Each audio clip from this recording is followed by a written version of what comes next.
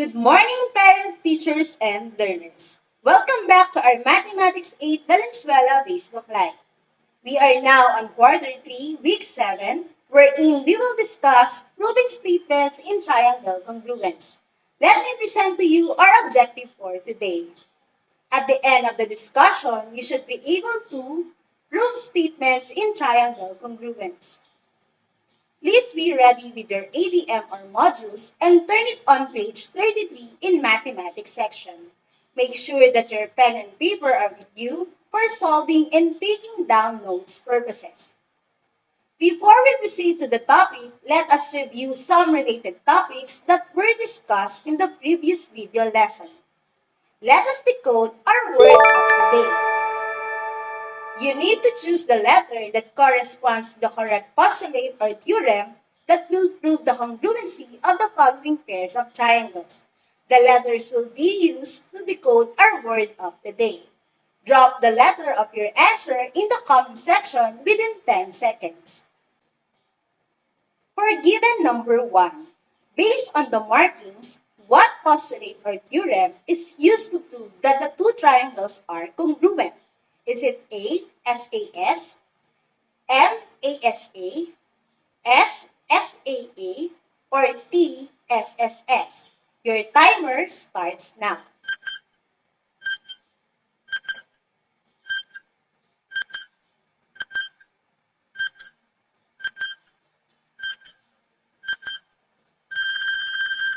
If you answered T, you are correct.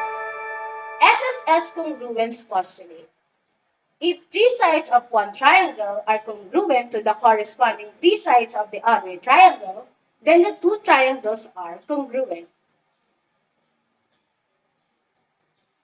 Given number 2, with the markings in the given figures, what postulate or theorem is shown? Is it B, SSS, E, SAS, R, ASA, or Y, SAA? 10 seconds, go!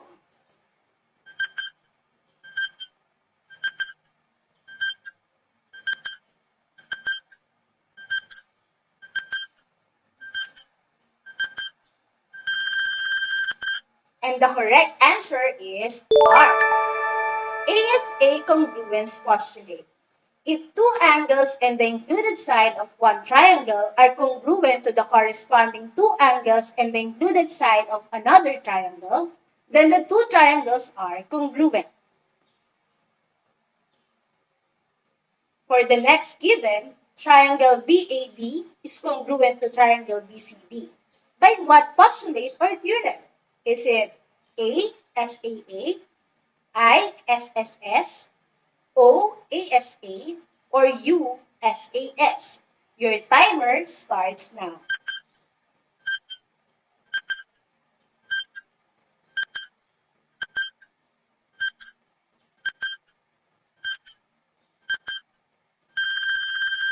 If the letter you chose is U for SAS, then you are right.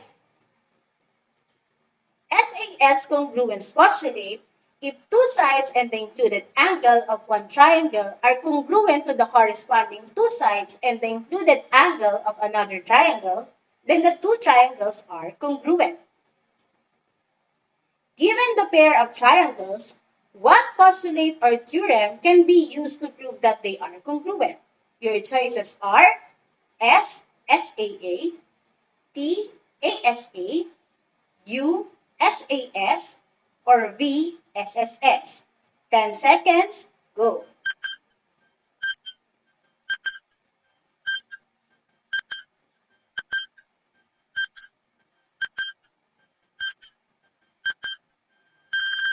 The correct answer is S.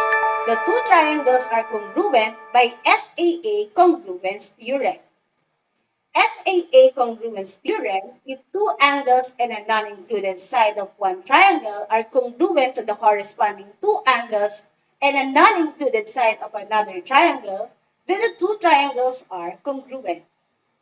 And for the last given, can you determine the postulate or theorem illustrating that the triangles are congruent? E, SAS, L, SAA, S, SSS, or W, ASA? 10 seconds to answer. Go.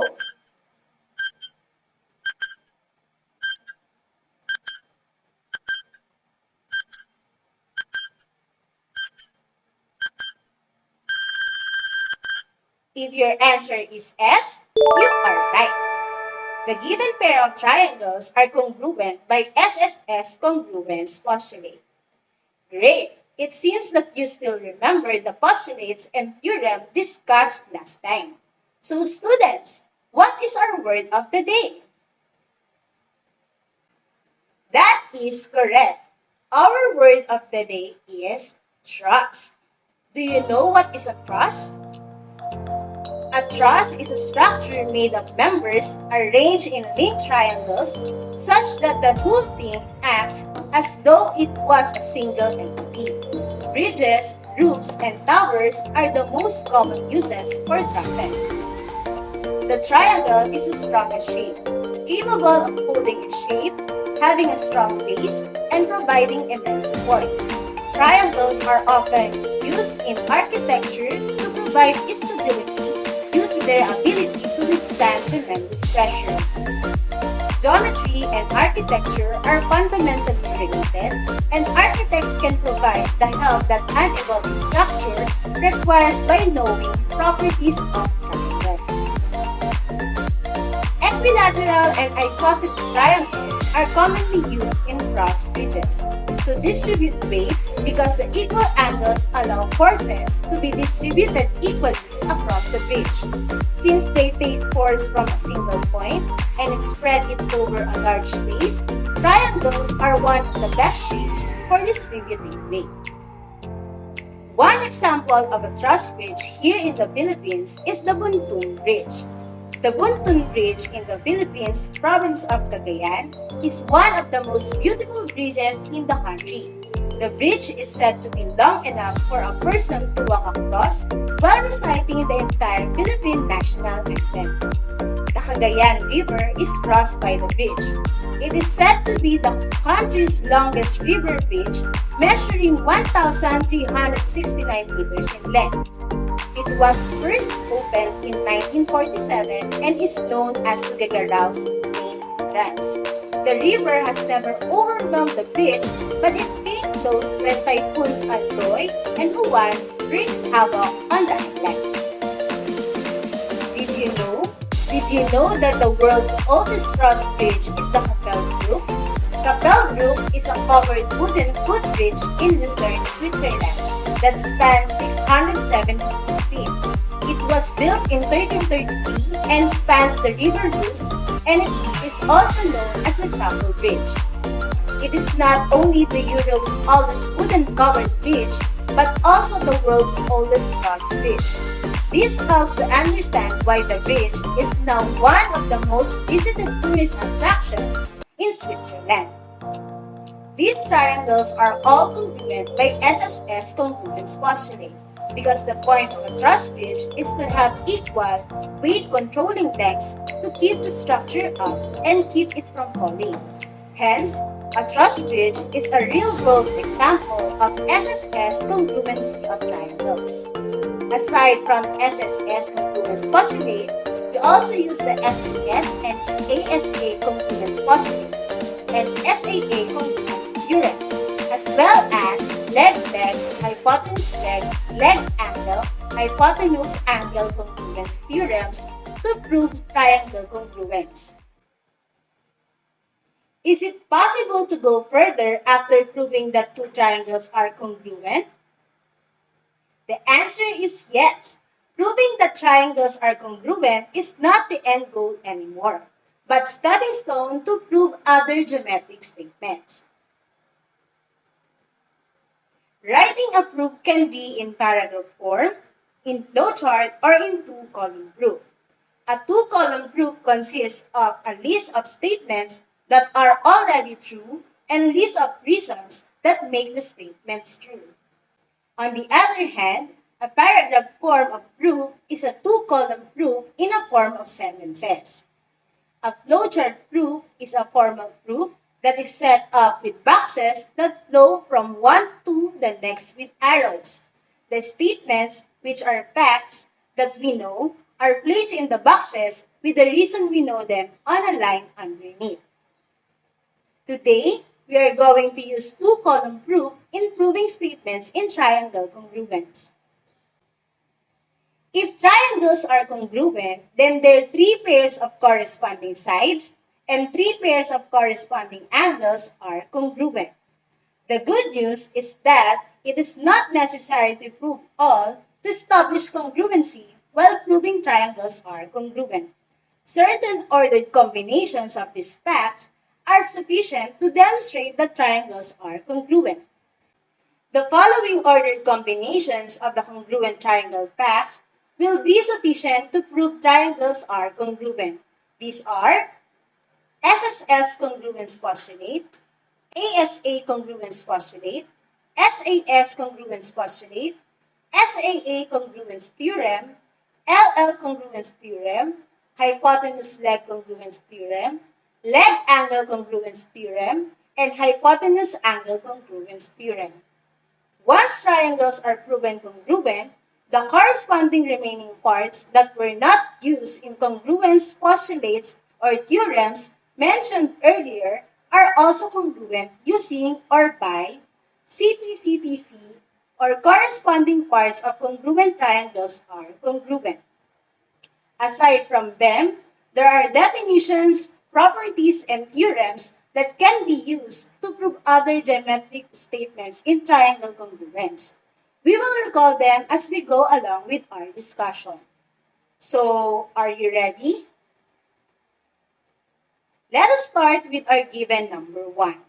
Segment BD and segment AE intersect at C. Given C is the midpoint of segment BD, angle B is congruent to angle D. Let us prove C is the midpoint of segment AE. As I have said earlier, we are going to use the two-column proof in proving. First, let us start by marking the given information on the figures. Statement number 1, C is the midpoint of segment BD and the reason is given.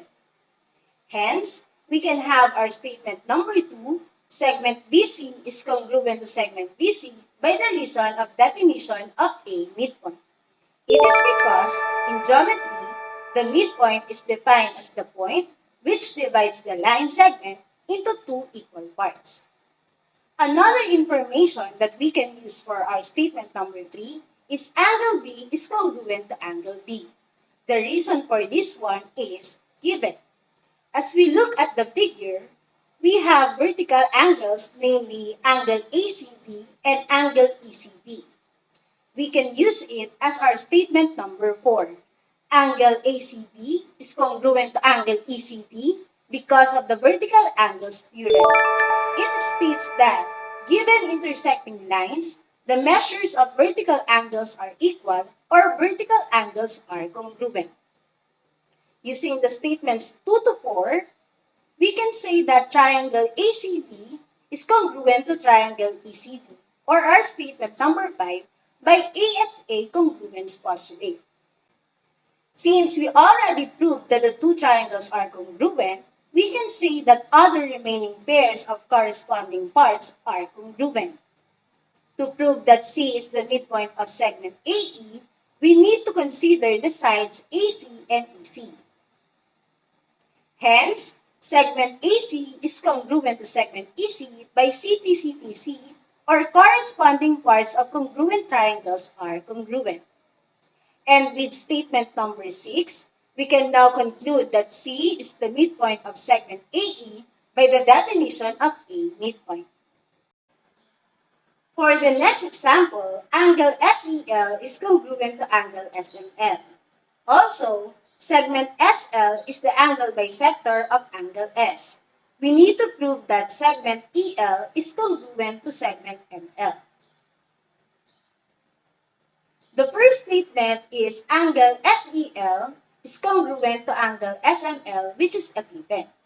Followed by our given SL is the angle bisector of angle S.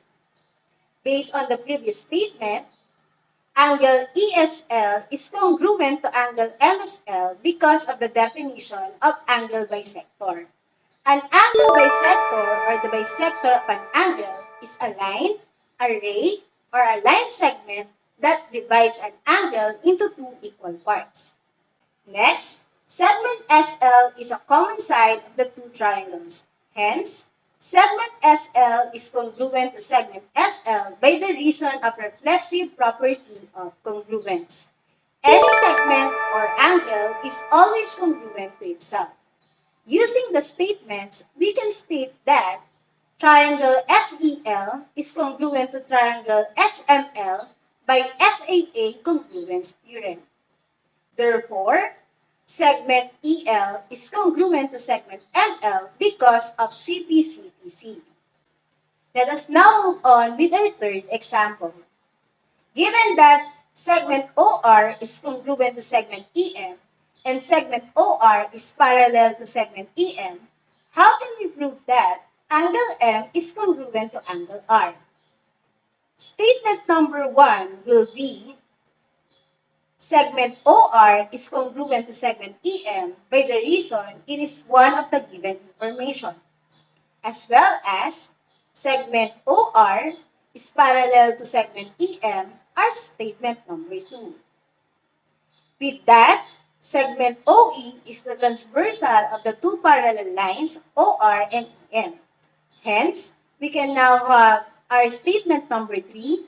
Angle ROE is congruent to angle MEO by the alternate interior angles theorem. If two parallel lines cut by a transversal, the alternate interior angles are congruent. Next statement will be segment OE is congruent to segment OE by reflexive property of congruence. Therefore, triangle ROE is congruent to triangle MEO because of the SAS congruence postulate. Since the two triangles are already proven to be congruent, angle M is congruent to angle R by the reason of CPCTC. For the next pair of triangles, it is given that triangle BOK is an isosceles triangle with vertex angle O and segment BI is congruent to segment KI. Prove that segment OI bisects angle BOK. For statement number 1, we have isosceles triangle BOK with vertex angle O, which is A given. Another given information that follows is segment BI is congruent to segment KI. Because of the first statement, segment BO is congruent to segment KO by the definition of isosceles triangle. An isosceles triangle is a triangle with at least two congruent sides. For statement number 4, segment OI is congruent to segment OI by reflexive property of congruence. Since we already have 3 pairs of corresponding congruent sides, triangle BOI is congruent to triangle KOI by SSS congruence postulate. This leads us to our next statement. Angle BOI is congruent to angle KOI because of CPCTC. Hence, segment OI bisects angle BOK by the definition of angle bisector. For example number 5, given that angle I is congruent to angle A and segment MR bisects segment IA at E, prove that angle M is congruent to angle R. To begin our proof, we have the first statement by angle I is congruent to angle A, which is A given. Next is also a given segment MR bisects segment AI at E. And because of this, we can say that segment IE is congruent to segment AE by the definition of segment bisector. A segment bisector is a line, a ray, or a line segment that always passes through the midpoint of the segment and divides a segment into two equal parts. It is also shown that angle MEI is congruent to angle REA because of the vertical angles theorem. Hence, triangle MIE is congruent to triangle RAE by ASA congruence postulate. With that statement, angle M is congruent to angle R by the reason of CP/CPC. In example number 6, it is stated that segment BM is the perpendicular bisector of segment AC, and we need to prove that segment AB is congruent to segment BC. Let us begin our proving by statement number 1. Segment BM is the perpendicular bisector of segment AC, which is a given. Because of this, we can say that segment AM is congruent to segment CM by the definition of perpendicular bisector. A perpendicular bisector is a line, a ray, or a line segment perpendicular to another segment or line and passes through the midpoint of another segment or line. And by the reason of the definition of perpendicular lines, angle AMB and angle CMB are right angles, will be our statement number 4. Perpendicular lines are lines, segments, or rays that intersect to form right angles. Since the two angles are right angles, angle AMB is congruent to angle CMB by right angles theorem. All right angles are congruent. Statement number 5 is segment BM is congruent to segment BM by reflexive property of congruence. With the help of our statements, we can now say triangle ABM is congruent to triangle CBM by SAS congruence postulate. Hence, by the reason of CP/CPC, we can now prove that segment AB is congruent to segment BC. For our 7th example, segment AM is congruent to segment CM. It is also stated that angle AMB and angle CMB are right angles. Let us prove angle A is congruent to angle C. Segment AM is congruent to segment CM will be our statement number 1 by the reason of given. It is also given that angle AMB and angle CMB are right angles. Therefore, triangle AMB and triangle CMB are right triangles. It is because of the definition of a right triangle. A right triangle is a triangle with one right angle. Next statement is segment BM is congruent to segment BM by reflexive property of congruence. With the use of the statements, triangle ABM is congruent to triangle CBM by LL or leg-leg theorem. If two legs of one right triangle are congruent to their corresponding legs of another right triangle, the two triangles are congruent. Therefore, angle A is congruent to angle C because of CP/CPC. With the next example, it is given that triangle TLM and triangle GRM are right triangles. Segment TG and segment RL bisect each other at M. Let us prove that angle L is congruent to angle R. To start, triangle TLM and triangle GRM are right triangles will be our statement number 1 by the reason of given. Next statement is segment TG and segment RL bisect each other at M, which is also a given. Because of the preceding statement, we can say that segment TM is congruent to segment GM and segment LM is congruent to segment RM by the definition of segment bisector. Hence, triangle TLM and triangle GRM are congruent by HL or hypotenuse leg theorem.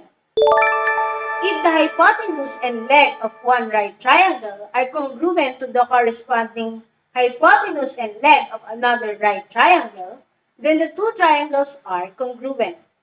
Therefore, angle L is congruent to angle R by the reason of CP/CPC. And for our last example, Angle 1 is congruent to angle 2, and angle 5 is congruent to angle 6. We need to prove that segment CL is perpendicular to segment EI.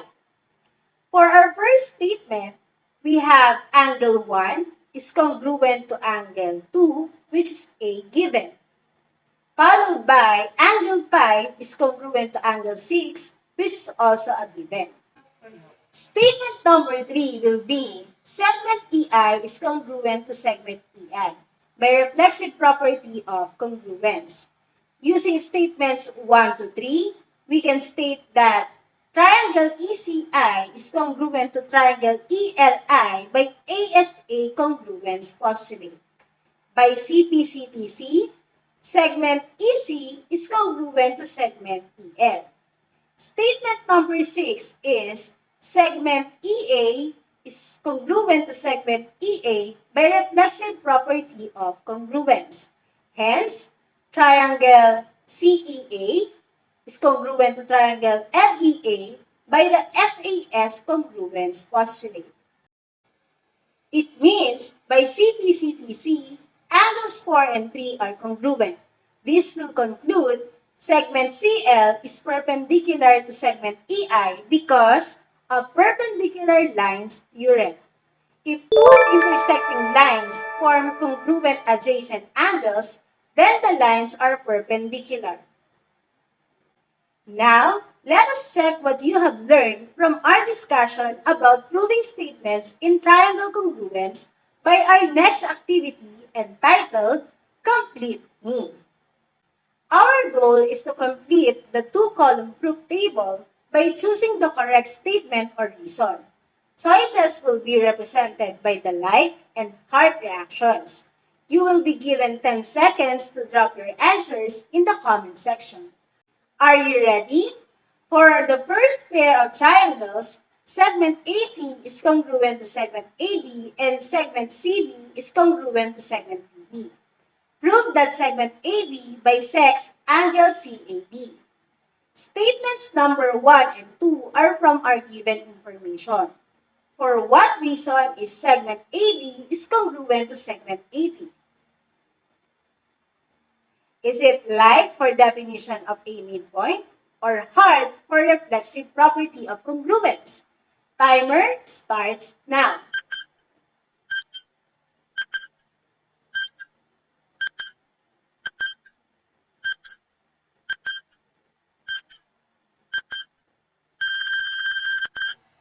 If you answered hard, then you are correct. For the next question, which pair of triangles is congruent because of SSS congruence postulate?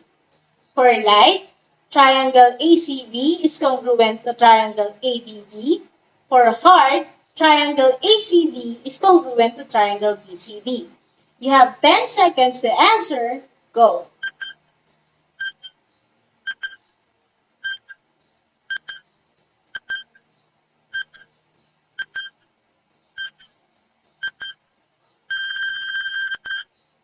The correct answer is light. For statement number 5, angle CAB is congruent to angle DAB, what should be the correct reason? If your answer is CPCTC, choose light. If it is vertical angles theorem, choose hard. 10 seconds, go!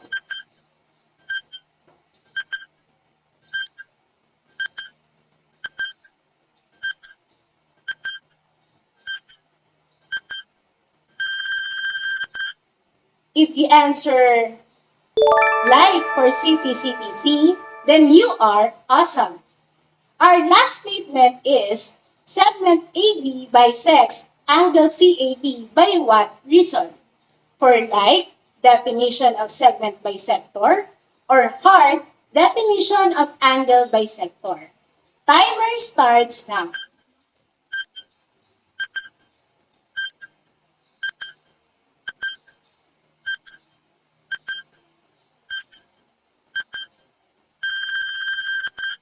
The correct answer is definition of angle bisector.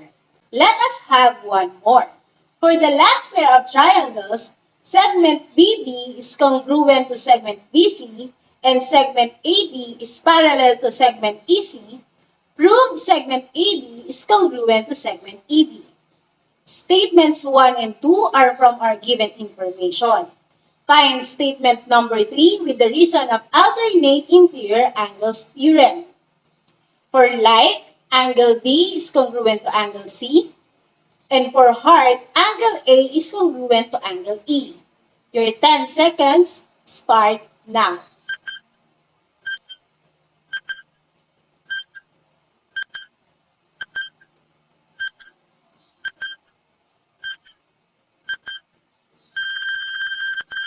If you answered light, you got it right. How about for statement number 4? The given reason is vertical angles theorem. Choose light if your answer is angle ADB is congruent to angle ECB, and heart if angle ABD is congruent to angle EBC. Timer starts now.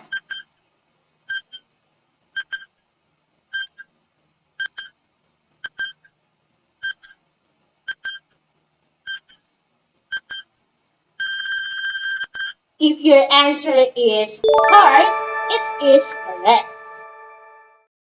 For statement number 5, what should be the reason?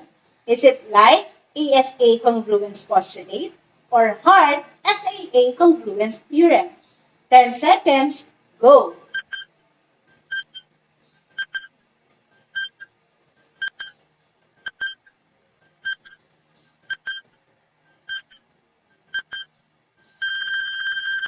The right answer is light with ASA congruence postulate.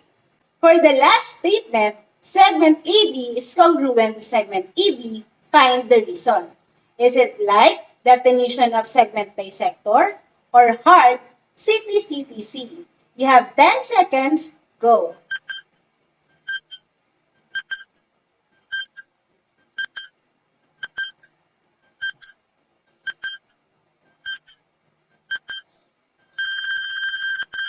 And the correct answer is CPCTC, or corresponding parts of congruent triangles are congruent.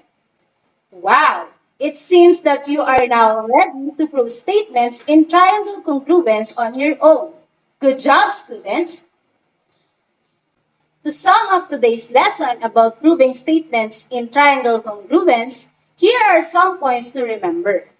When dealing with congruent triangles, keep the following in mind. Number 1, start by marking your diagram with the information provided. You may use hash marks or arcs. Number 2, keep definitions and properties in mind.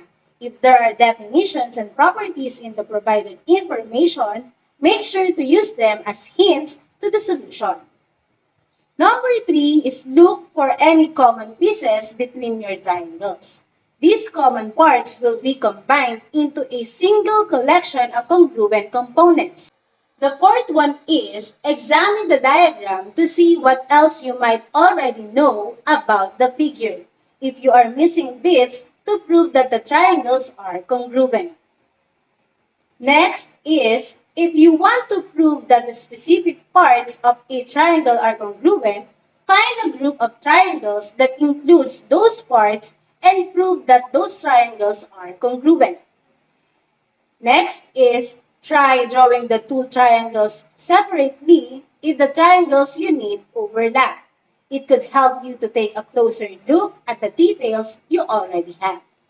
And the last one is, keep in mind that there could be multiple solutions to the problem. A proof is like a large puzzle that needs to be solved. Examine the puzzle carefully and use geometrical techniques to find a solution.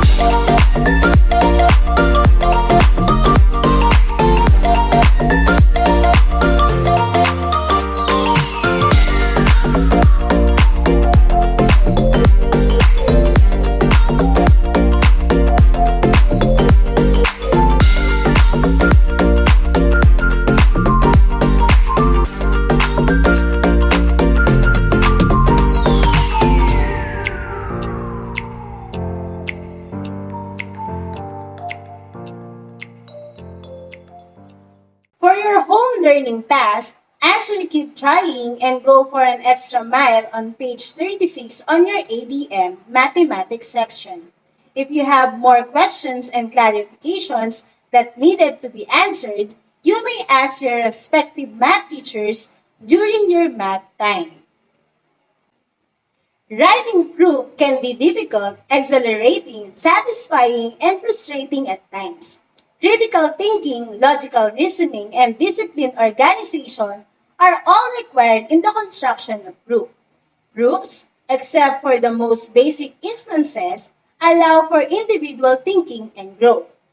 Different justifications may be used, proofs may be prepared in a different order, and proofs may take on different types. Proofs illustrate one of the mathematics' true beauties by reminding us that there can be several approaches to the same conclusion. This is Ma'am Sarah Jane B. Jimenez. Good day, stay safe, and God bless.